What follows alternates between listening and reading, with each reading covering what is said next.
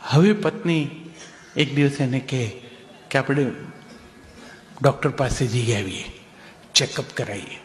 છે ને overall general body checkup 40-42 થયા, હવે કરવો જોઈએ તમારે.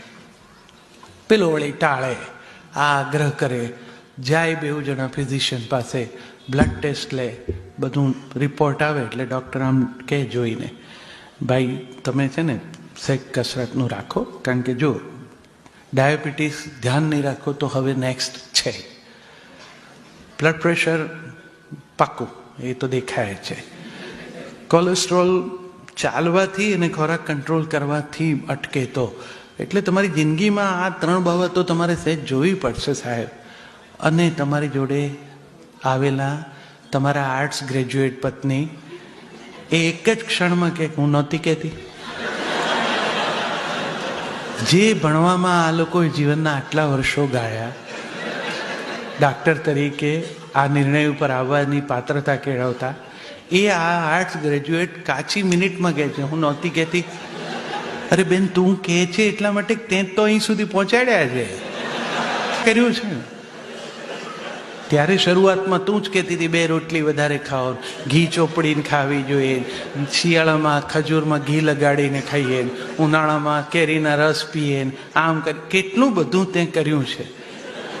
આ પ્રેઝન્ટેબલ બનાવવામાં જે કંઈ તારા તરફથી શક્ય છે એ યોગદાન તારું જ છે. એ પછી તો કારણ કે તારે આ દોડાવવાનો હતો અશ્વને, એટલે તે એને તૈયાર કર્યો છે.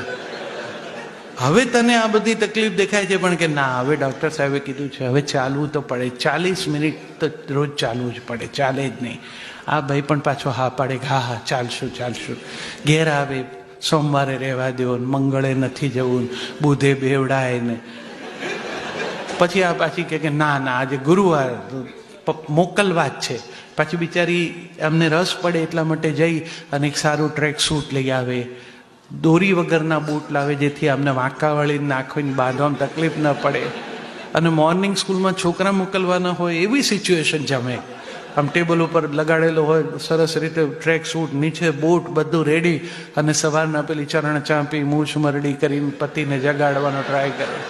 પતિરાજ ઉઠે, એને ટ્રેક સૂટમાં ગમે તેમ સમાવે, કારણ કે એમના સાઇઝનો મહાડ બિચારી લાવી હોય, આમાં બૂટમાં પગ નખાવે ને લગભગ ધક્કો મારીને મોકલે, જાઓ ચાલવા.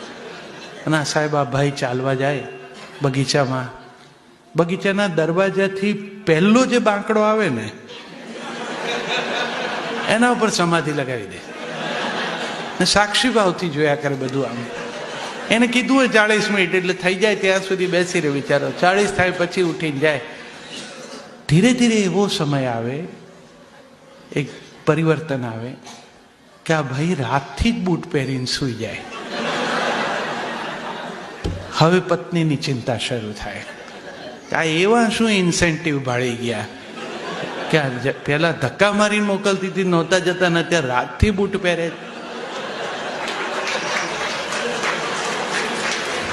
પછી એ બિચારી સાડી નીચે બૂટ પહેરીને પાછળ ધક્કો ખાય. એને જરૂર ન હોય તો 40 મિનિટ એને ચાલવું પડે આમને ચલાવવા માટે. આ એક દાંપત્યનું એવું મધુર ચિત્ર છે. આને હળવાશથી લ્યો તો બહુ આનંદ જ આવે એવું છે. હેતુ મારો બીજો કંઈ નથી. આજે બિચારી આટલું કરે છે એ એટલા જ માટે એની ચિંતા એક જ છે કે તમારા બાએ મને સોંપ્યા ત્યારે કેવા હતા, આ પ્રેઝન્ટેબલ બનાવ્યા મેં, પીરસું હું જમી જાય કોક. એટલે જાગૃતિ સાથે એટલું એ ધ્યાન રાખે છે. પત્નીઓને ઈશ્વરે આ જે ડિફેન્સ મિકેનિઝમ મૂક્યું છે ને, તમે જો મોટા ભાગના ટેલિફોનનો એ અનુભવ છે, આ તમે લઈને આ સાધન છે ને, આને ઝૂરવાની તકલીફ જ રહેવા નથી દીધી. આ તમારા હાથમાં હોય. પહેલાં તો રાહ જોતા હતા, ઘરે ના જાઓ ત્યાં સુધી વાટ જોતા હતા. ઘણા તો બારણે ઊભા રહેતા હતા. અસલ મમ્મીઓને બાને યાદ કરો તો આખો દિવસ કામ કર્યું હોય ઘરમાં, પણ સાંજે બાપા આવવાના હોય તો પાછા પોતે મોં ધોઈ, સરસ કંકુનો ચાંદલો કપાળમાં કરી, માથામાં વેણી નાખી અને બારસા કમાડની પાછળ આમ ઊભા રહીને જોવે. પછી દૂરથી દાદા આવે એટલે આમ હામાં ન દોડે, એ અંદર જતા રહે રસોડામાં. દાદા આવીને બહાર બેસે એટલે પાછા પાણીનો પ્યાલો લઈને આપે. Expression of love was very simple, પણ બહુ ક્યુટ હતું. હવે એવું નથી, હવે તો એક્રોસ ધ ટેબલ હાથ લાંબા ટૂંકા કરીને વાત કરી શકાય છે. પણ આજે કંઈ નવી પદ્ધતિ આવી, પત્ની જે કંઈ રસ લઈને કરી શકે છે પતિને માટે, એમ પતિ પણ થોડુંક પત્નીઓ પ્રત્યે થોડીક વિશેષ જાગૃતતા કેળવી અને પોતાના દાંપત્યને પ્રસન્ન રાખવા માટે કરે તો કંઈ ખોટું નથી. કોઈને બાંધી રાખવા માંગતું નથી. આ ફોનમાં મેં કીધું એટલા માટે કે આ ફોન લઈને નીકળનાર દરેકને ખબર છે કે ઘરનો ફોન વાગે જેવો ઘરથી, તો પહેલો તમે ફોન ઉપાડીને હેલો એટલું બોલો તો એ શું કહે છે? આજ અમેરિકામાં આજ કહેજો, ક્યાં છો? કોઈ એવું પૂછતું જ નથી કે કેમ છો. એને આપણે એમ કહીએ કે ભાઈ કે હમણાં ઘેરની અહીંથી હું ડીસા આવવા નીકળું તો એમ ડીસા જ આવું ને, પછી ક્યાં બીજે ઉતરીને. પણ એને શ્રદ્ધા ન હોય, એ પૂછે ક્યાં છો. અને પુરુષો પણ એટલા તૈયાર થઈ ગયા હોય છે ને, તરત જ એમ કે મંદિરમાં. એકદમ સેફેસ્ટ લેન્ડિંગ છે. એટલે એ પણ એટલી જ હોશિયાર હોય, એ તરત જ કંઈક તો ઘંટ વગાડો જો. દાંપત્ય અશ્રદ્ધાનું નામ નથી. દાંપત્ય એકબીજાની ચિંતામાંથી આવા પ્રશ્નો ઊભા કરતું હોય છે. તમે એકમેકને ઓળખી લો પછી મજા જ પડે. દાંપત્યને બહુ ભારે થઈને જીવવાનું હોતું જ નથી. દંપતિ એટલે દમન પામેલો પતિ કે હસબન્ડ એટલે જેનું હસવાનું બંધ થઈ ગયું છે એવું નથી. હળવાશથી જીવી શકાય, આનંદથી જીવી શકાય, એકમેકના સ્વભાવને સમજીને જીવી શકાય, તો અભિવ્યક્તિ પ્રેમની આપોઆપ સૌને મળશે. મેં તમારો ખાસો સમય લીધો છે, પણ મારા મનમાં દાંપત્યની પ્રસન્નતા એ દાદા દાદીથી શરૂ કરેલી વાતને દાદા દાદી ઉપર જ લાવીને હું મૂકીને પૂરી કરી શકું કે આપણે બધા હવે વેલેન્ટાઇન ડે ઉજવીએ છીએ. અમે જ્યાં સુધી અમે પરણ્યા પછી થોડા વર્ષો સુધી વેલેન્ટાઇન ડે એટલો પ્રચારમાં નહોતો. મને લાગે છે હમણાં થોડા વખતથી ખાસું વધુ લોકપ્રિય થયો છે. અમદાવાદમાં તો ખૂબ એનો મહિમા થયો છે. હવે તો છોકરાઓ પણ આપણને પૂછે કે મમ્મી માટે કંઈ લીધું છે પપ્પા? વેલેન્ટાઇન ડે છે. હવે આપણને વેલેન્ટાઇન ડે યાદ ન આવતો હોય, હવે તો તારીખો લગ્નની યાદ નથી આવતી, વેલેન્ટાઇન ડે ક્યાંથી યાદ આવે?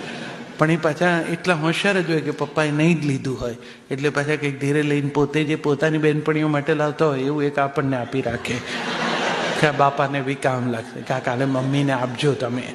તો એ જે એક્સપ્રેશન છે, દાદા દાદીના વખતમાં આવું નહોતું. દાદા સવારના ઘરેથી નીકળે, મંદિરે દર્શન કરે, પાછા આવતી વખતે પેલી વાની દવા લેતા આવે, મલમ. બા ત્યાં સુધીમાં દાદાને આવતા જોઈએ શેરી નાકેથી, એટલે અંદર જઈને ચા બનાવે, સરસ મસાલાવાળી ગળી મધ જેવી ચા. દાદા આવે, બા ચાનો કપ ધરે, એ લઈને દાદા હિંચકે બેસે, બાને પેલું મલમ આપે. બા ઉંબર પર બેસી અને આમ ગોઠણ ઉપર ધીરે ધીરે મલમ આમ ઘસતા હોય. બાપા ચાનો સબડકો તાણે.